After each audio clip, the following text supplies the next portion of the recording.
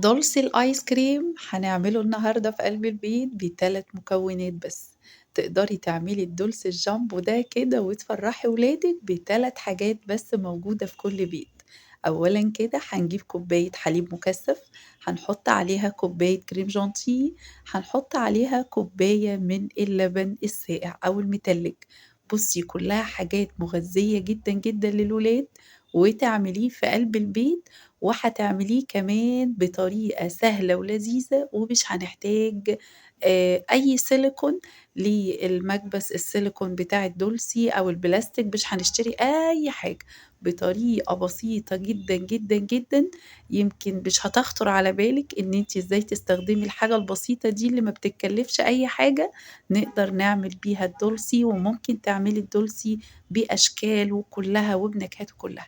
بُصّي هنضربهم بالمضرب كده لغاية ما نوصل للقوام التقيل ده، القوام التقيل ده كده وتعالي بقى أقول لِك هنستخدم إيه، هنستخدم هنا الكوبايات البلاستيك اللي إحنا بنصُب فيها المَيّة أو العصير لمّا بنكون برّه البيت وبنستخدمها، طبعًا دي تمنها بيكون بسيط جدًا، هنقوم حاطين في كيس حلواني كده ونقوم ماليينها، ونقوم جايبين العصيان اللي الولاد بيستخدموها دلوقتي كمان بتطلب في المدارس من الأنشطة بتاعتهم، هنجيب كيس كده يبقى عندنا وهناخد منه بعدد الكوبايات ونقوم حاطينها في النُص.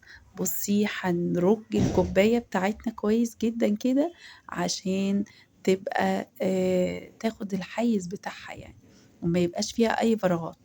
ابتدي بقى حطّي العصاية بتاعتِك، بجد طريقة سهلة وجميلة ولذيذة والآيس كريم بجد مختلف كتير عن اللي أنتِ بتشتريه من برّه، ممكن تعملي بقى بنفس السيستم ده وبنفس الطريقة دي نكهات كتير مختلفة، إحنا هنا عملنا نكهة الفانيليا وهنغلّفه بالشوكولاتة وممكن تحطّي مع الشوكولاتة سوداني أو فستق أو لوز زي ما أنتِ عايزة. حبيبة قلبي أنا 90% من اللي بيتفرّجوا عليَّ مش مشتركين في القناة، طَب ليه كده؟ يا ريت تسعدوني جدًا، جدًا لو أنتم اشتركتوا في القناة، بجد، بجد هتستفيدوا بأفكار كتير، واللي جاي من الفيديوهات حاجات موفّرة كتير، كتير. الفيديو اللي جاي انتظروه للسيرم للشعر، إزاي تعملي السيرم بتاع الشركات بشكل موفّر وتعمليه بنفس المكونات في قلب البيت، بنفس التركيبة السيرم دلوقتي وصل بعض الأنواع منه ل800 وال1000 جنيه، أنا هاعلّمِك الطريقة إزاي تعمليها في البيت.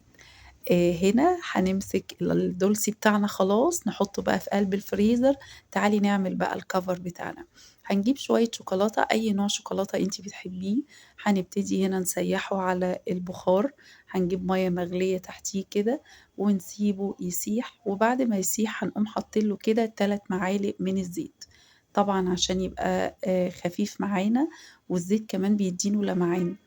هنا الدولسي طلّعناه تاني يوم من الفريزر، بُصّي جِمِد إزاي، وادي الشوكولاتة بتاعتنا بعد ما حطينا لها 3 معالق زيت خفِّت أهي وادي القوام بتاعها. طب تعالي بقى هنا نفُك الدولسي بتاعنا من الكوبايات البلاستيك، هنا جِبنا شوية مَيّة مغلية في قلب البولة الصغيّرة اللي قدّامنا دي، هنبتدي نمسك كل كوباية بلاستيك ونقوم حاطينها في قلب المَيّة المغلية كده زي ما أنتِ شايفة، عشان نقدر نسحبها بمنتهى السهولة. نبتدي ننزّلها تاني، يعني حاولي ما تتعافيش عليها عشان ما تتكسرش منِّك، لو لقيتيها ما طلعتش معاكِ بسهولة نزّليها تاني مش هتخسري حاجة، بس عشان شكلها يبقى جميل تعبِك ما يروحش على الفاضي.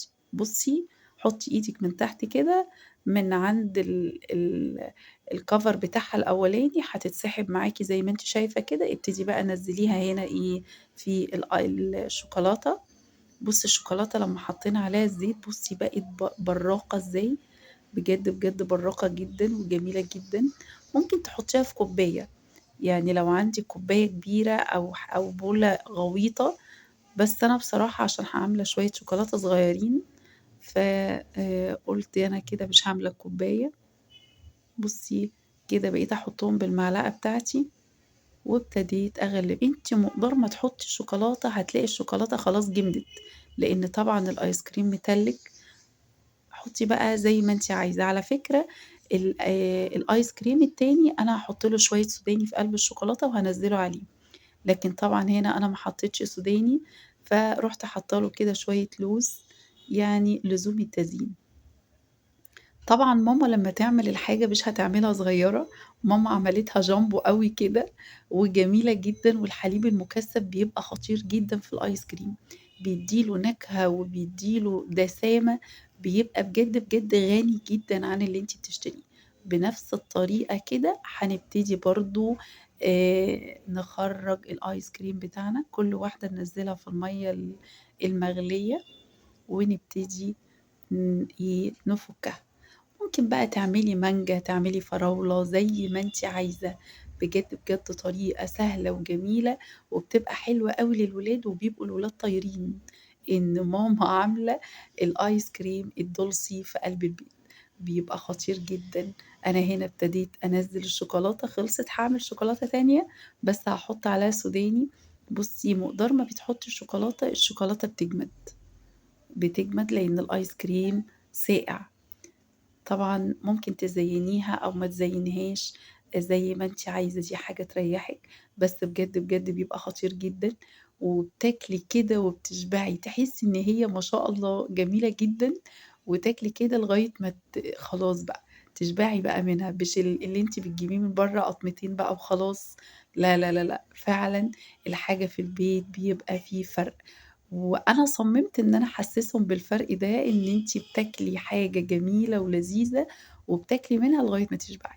بُصّي بقى شكلها خطير لمّا طلعت من الفريزر، بجد، بجد تحفة. ما تنسيش بقى لايك وشير وسبسكرايب لمطبخ إيمي البسيوني، وما تنسوش اشتراك الناس اللي بيتفرّجوا ومش مشتركين، بجد، بجد هافيدكم كتير بأفكار كتير جميلة. انتظروا فيديو السيرم بنفس تركيبة الشركات. بجد، بجد خطيرة جدًا، اعملوها وفرّحوا ولادكم. باي، باي.